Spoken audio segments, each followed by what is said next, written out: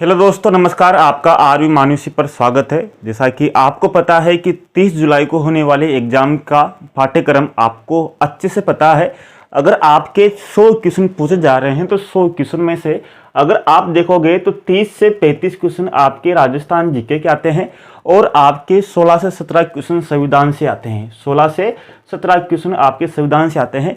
इस तरह से आपके दोनों विषयों से 50 से 60 के बीच में आपके क्वेश्चन केवल दो ही विषय के, संविधान के और राजस्थान जीके से आते हैं। और करंट अफेयर के मान ले तो करंट अफेयर के 10 क्वेश्चन आते हैं, यानी कि आपके 65 से 70 क्वेश्चन केवल आपके 3 विषयों से ही हो जाते हैं। राजस्थान जीके आपकी बिल्कुल अच्छी होती है, संविधान भी मैं आपको बिल्कुल अच्छा करा दूंगा, एक भी क्वेश्चन आपकी गलत नहीं होने दूंगा। अगर बात करूं तो आपके कुछ आपके विदेश नीति के भी हैं, संयुक्त राष्ट्र संघ के भी है, उससे आपके 5 से 6 क्वेश्चन पूछे जाते हैं। और जो आपके पाठ्यक्रम है अधिनियम 1919-1935 से आपके इससे 2 क्वेश्चन आपके 2013 से लेकर 2020 तक 22 तक पूछे गए, जो आपको बताऊंगा और आपको क्या क्या याद करना है। इसी तरह संविधान निर्माण और विशेषताओं से आप 1 क्वेश्चन पूछा जाता है, मूल अधिकार से 1 क्वेश्चन, मूल कर्तव्य से 1 क्वेश्चन, नीति निर्देशित से 1 क्वेश्चन, राष्ट्रपति और प्रधानमंत्री से 2 क्वेश्चन पूछे जाते हैं। इसी तरह राजनीतिक दल से 1 और दबाव समूह से 1 क्वेश्चन पूछे जाते हैं। जैसा कि आपको बता दूं, दिसंबर 2022 में यानी कि 22 दिसंबर को जिस शिफ्ट में जो पेपर हुआ उसमें से आपके 10 क्वेश्चन पूछे गए। तो हर एक आपके पेपर में इससे 10 क्वेश्चन आते हैं और 5 क्वेश्चन आपके भारतीय विदेश नीति या संयुक्त राष्ट्र संघ जो नेहरू की भूमिका है उनसे आते हैं। जैसा प्रारूप समिति का कौन सदस्य थे या किस वर्ष भारतीय कम्युनिस्ट पार्टी का 2 दलों में सीपीआई और सीपीआईएम में विभाजन हुआ, आपने पेपर देख लिया होगा, मिलान कर लिया होगा, यही क्वेश्चन आपके पूछे गए थे। नीति निर्देशक तत्वों को अनुच्छेद से मिलान करना था आपको। भारतीय राष्ट्रपति किसे संबोधित कर अपना त्याग पत्र सौंपता है, संबोधित कर, यानी कि आपको 2 चीजें आपको ध्यान रखनी है। जैसा कि बहुत सी बार आता है कि नहीं है या है, इन पर विशेष आपको ध्यान देना है। नहीं है जहां पर लास्ट में पूछते हैं कि निम्न में से सम्मिलित है या निम्न में से सम्मिलित नहीं है, तो आपको नहीं है और है में कंफ्यूजन हो जाएगा, जिससे 2-5 क्वेश्चन आपके सिंपल वाले गलत हो सकते हैं। जैसा कि बहुत सी बार आरोही अवरोही में गलत हो जाते हैं। एक अभ्यर्थी ने मेरे फोन किया कि सर जो अरावली पर्वत की श्रेणियों का जो क्रम पूछा गया था आरोही, मैंने वहां पर बिल्कुल सही किया था लेकिन मैंने अवरोही कर दिया, बाद में आकर देखा तो मैं आरोही के चक्कर में अवरोही कराया। तो इन पर विशेष ध्यान देना है। सबसे अच्छी बात यही है कि आपको पेपर करना आना चाहिए, जो हमने आपको आरवी मानुषी स्टडी ऐप में अच्छे से बताया है। आपने ज्वाइन कर लिया होगा और आपने देख लिया होगा एक एक चीज किस तरह से हमने क्वेश्चन को कलर किया है और किस तरह से आपको दिया है। अगर आपने अभी तक ज्वाइन नहीं किया तो अभी प्ले स्टोर से डाउनलोड करना होगा आरवी मानुषी स्टडी ऐप और उसमें आपको ज्वाइन करना होगा और ज्वाइन करने के बाद में आपको सब कुछ उसमें मिल जाएगा। इसके बाद में किस अधिनियम के द्वारा केंद्र में देश शासन के स्थापित किया गया, ठीक है, अधिनियम पूछ लिया गया आपके। कौन सा अनुच्छेद उपाधियों का अंत बताता है, मूल अधिकार पूछ लिया। समवर्ती सूची किस देश के संविधान से ली गई है, संविधान सभा कांग्रेस थी, कांग्रेस भारत थी, आपके संविधान निर्माण से पूछ लिया गया। कौन सा भारत में असमुदायिक दबाव समूह नहीं है, दबाव समूह से पूछ लिया गया। इस तरह से आपके प्रत्येक क्वेश्चन में से प्रत्येक टॉपिक से 1-2 क्वेश्चन पूछे जाते हैं और आगे भी पूछे जाएंगे। तो आपको किस तरह से तैयार करना है, मैं आपको कुछ महत्वपूर्ण चीजें बता देता हूं जो तो आपको याद करना है। जैसा कि आपको संविधान सभा याद करनी है, संविधान सभा के बारे में आप सभी को पता है, लेकिन मुख्य चीजें आपको याद करनी है। जैसा कि संविधान सभा में 2 उपाध्यक्ष थे। 2 उपाध्यक्ष कौन कौन थे, एक तो थे कृष्णाचारी, एक थे हरेंद्र कुमार मुखर्जी, यानी कि मुखर्जी का पूरा नाम क्या है, हरेंद्र कुमार मुखर्जी, क्योंकि बहुत से नाम आते हैं श्यामा प्रसाद मुखर्जी, लेकिन इनका नाम क्या था, हरेंद्र कुमार मुखर्जी। 2 उपाध्यक्ष थे। इसी तरह संविधान सभा में 2 अध्यक्ष थे। कितने अध्यक्ष थे, 2। एक कौन थे, एक थे राजेंद्र प्रसाद और एक थे जीवी मावलकर। अब आप सोचोगे कि 2 अध्यक्ष कैसे थे, क्योंकि संविधान सभा ने जब तक भारत की संसद का गठन नहीं हो गया, जब तक चुनाव नहीं हो गया, तब तक संविधान सभा ने ही भारतीय संसद के रूप में कार्य किया था। जब संविधान सभा के रूप में इसकी बैठक होती थी तब राजेंद्र प्रसाद इसके अध्यक्ष करते थे और संविधान सभा के रूप में जब संसद की बैठक होती थी तब जीवी मावलकर इनकी बैठक की अध्यक्षता करते थे और जीवी मावलकर ही भारत के लोकसभा के प्रथम अध्यक्ष थे और इनके खिलाफ सर्वप्रथम अविश्वास प्रस्ताव इनके खिलाफ ही लाया गया था। राजेंद्र प्रसाद भारत के प्रथम राष्ट्रपति भी थे। राष्ट्रपति थे तो आगे राष्ट्र है और राष्ट्र ध्वज में भी आगे क्या है, राष्ट्र है, यानी कि राजेंद्र प्रसाद राष्ट्र ध्वज समिति के भी अध्यक्ष थे। आगे बात करते हैं संविधान में लगभग अभी तक 20 अनुच्छेदों को तो समाप्त किया जा चुका है। कितने अनुच्छेदों को? 20 अनुच्छेदों को हटा दिया गया है संसद के द्वारा, और 90 अनुच्छेदों को जोड़ा गया है अभी तक, और 4 भागों को संविधान में जोड़ा गया है। कौन कौन से भाग है? 4 आपकी आएंगे मिलान वाले, कौन कौन सी भागों को जोड़ा गया है, कौन कौन से हटाया गया। तो आपके 4 क, 9 क, 9 ख और 14 क, इन 4 भागों को जोड़ा गया और 4 अनुसूचियों को यानी कि जोड़ा गया। पहले 8 अनुसूचियां थी, अब 12 अनुसूचियां हो चुकी है। प्रस्तावना के बारे में देखना है। प्रस्तावना में आगे क्या है? पालकी वाला में क्या है? परिचय पत्र में आगे क्या है? यानी कि किस व्यक्ति ने, यानी कि पालकी वाला जो व्यक्ति था, पालकी वाला ने प्रस्तावना को संविधान का परिचय पत्र कहा। यानी किसने संविधान की प्रस्तावना को परिचय पत्र कहा? तो पालकी वाला ने कहा। तीनों में प है, इस तरह से आप याद कर सकते हैं। इसी तरह प्रस्तावना में क्योंकि कथन आते हैं आपके यहाँ पर, देखो संविधान सभा कांग्रेस थी और कांग्रेस भारत थी, ये सब आपको स्पष्ट कर दूंगा। कृष्णस्वामी यानी कौन? ये उपाध्यक्ष कृष्णस्वामी ने कहा कि प्रस्तावना दीर्घकालीन सपनों का विचार है। किन कालीन का? दीर्घकालीन सपनों का विचार है। इनके प्रस्तावना को किसने दीर्घकालीन सपनों का विचार कहा? तो कृष्णस्वामी ने कहा। सपनों किस तरह से याद करोगे आप? कृष्ण और सुदामा, इस तरह से याद कर सकते हो।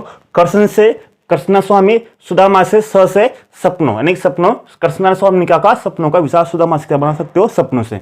मूल अधिकारों में आपको सबको पता है 7 अधिकार थे, 6 रह गए। कौन कौन सा अधिकार है ये तो आप सभी को पता होगा, लेकिन आपको कुछ याद करने जो केवल आपके यूनिक पूछते हैं, जो मैंने आपको विस्तार से बता दिया है। मूल अधिकार में 15, 16, 19, 29, 30 अनुच्छेद मूल अधिकारों के 15, 16, 19, 29, 30 अनुच्छेद केवल भारतीय नागरिकों को ही प्राप्त है।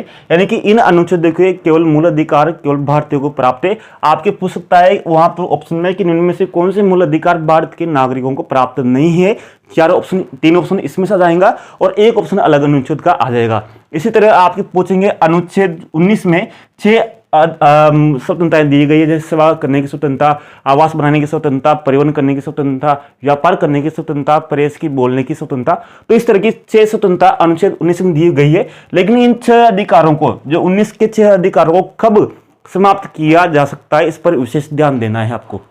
क्योंकि भारत में जब राष्ट्रपति शासन लगाया जाता है या फिर आपातकाल की घोषणा की जाती है, जैसे अनुच्छेद 352 के तहत भारत में आपातकाल की घोषणा की जाती है केवल 3 आधारों पर। कितने आधारों पर? 3 पर। एक तो युद्ध पर, विदेशी आक्रमण पर और सशस्त्र विद्रोह के आधार पर। यानी कि केवल आपातकाल की घोषणा 3 आधारों पर की जा सकती है, युद्ध, विदेशी आक्रमण और सशस्त्र विद्रोह। लेकिन आपको ध्यान देना है कि जो 6 अधिकार है, जो 19 अनुच्छेद 19 में 6 अधिकार है, उन 6 अधिकारों को केवल 2 ही आधारों पर निलंबित या स्थगित किया जा सकता है। कौन कौन से पर? जब युद्ध हो या फिर किसी देश ने भारत पर आक्रमण कर दिया हो, तभी इनको स्थगित किया जा सकता है। लेकिन भारत में अगर सशस्त्र विद्रोह हो गया अंदर, तब इनको स्थगित नहीं किया जा सकता। ये आपको ध्यान देना है अगर आपके स्टैंडर्ड क्वेश्चन पूछ ले, जैसा कि आपके समाज विज्ञान वालों के शिफ्ट में पूछे गए थे।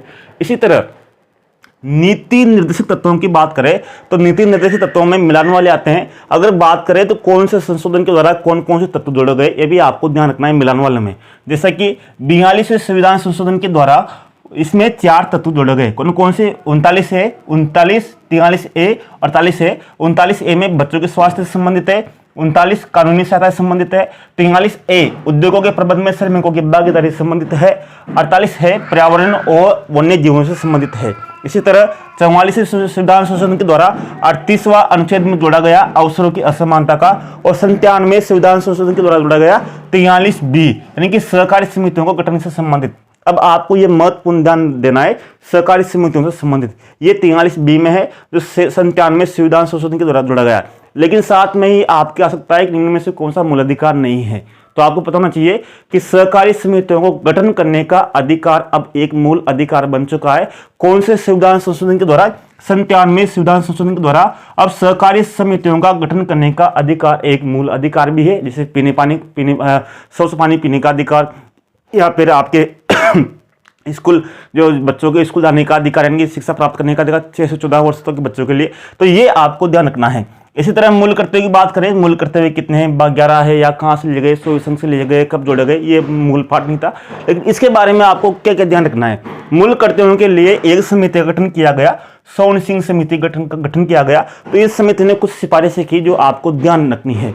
स्वर्ण सिंह समिति ने कहा कि मूल कर्तव्यों का एक अलग पार्ट हो, यानी कि एक ही अलग पार्ट हो, यानी कि जिस संविधान में मूल अधिकारों का एक अलग पार्ट है, या फिर आपके जो संविधान सभा का जैसे केंद्र सरकार का अलग भाग है तो इसका एक अलग पार्ट हो। साथ में संविधान में कुल 8 मूल कर्तव्य हो और मूल कर्तव्यों का पालन न करे तो दंड का भी प्रावधान हो। यानी कि स्वर्ण सिंह समिति ने कहा कि अगर मूल कर्तव्यों का कोई पालन नहीं करे तो उसके लिए क्या हो, दंड का प्रावधान भी हो। लेकिन सरकार ने उस समय स्वर्ण सिंह समिति को सिफारिश को बिल्कुल भी नहीं माना, केवल उसके 8 मूल कर्तव्यों में से केवल एक ही मूल कर्तव्य लिया गया।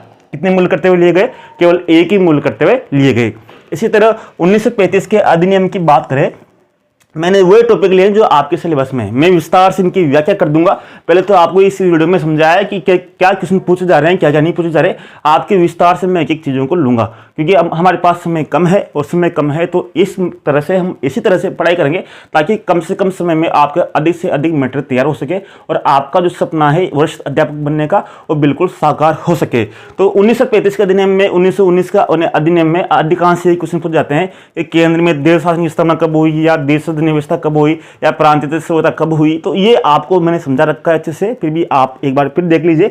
1935 के अधिनियम में एक चीज जरूर ध्यान रखना कि मताधिकार का जो प्रयोग हुआ सर्वप्रथम 1935 के अधिनियम में जो मताधिकार का रूप था कैसे था, यानी कि सार्वभौमिकता किस तरह से था। तो आपको बता दूं 1935 के अधिनियम में जो मताधिकार था वो सीमित था। क्या था? सीमित मताधिकार था। सीमित का मतलब ये है कि मत का प्रयोग वही कर सकता था, क्योंकि 1935 के अधिनियम में केंद्र में चुनाव हुए, विभिन्न प्रांतों में केंद्र शासित जो अंग्रेज शासित प्रदेश थे उन प्रांतों में जो मताधिकार का प्रयोग हुआ वो सीमित था। सीमित का मतलब यह है कि वही व्यक्ति वोट दे सकते हैं जिनके जो कर देते हो, यानी कि जो आयकर देते हो, जो शिक्षा प्राप्त किए हुए, जिन्होंने शिक्षा प्राप्त कर रखी है, जैसे बीए, एमएससी या वकालत की जो शिक्षा प्राप्त कर रखी है, या जिनके पास संपत्ति हो, यानी कि जो उन्होंने तय कर रखी थी भाई उनके पास इतनी संपत्ति होना चाहिए, या जिन्होंने इतनी शिक्षा प्राप्त कर रखी है, या जो इतना आयकर देते हैं, वही व्यक्ति मताधिकार का प्रयोग कर सकते थे। यानी कि सीमित मताधिकार था, प्रत्येक व्यक्ति को मत देने का अधिकार नहीं था। ये आपको ध्यान रखना है कि किन आधारों पर मताधिकार का प्रयोग था,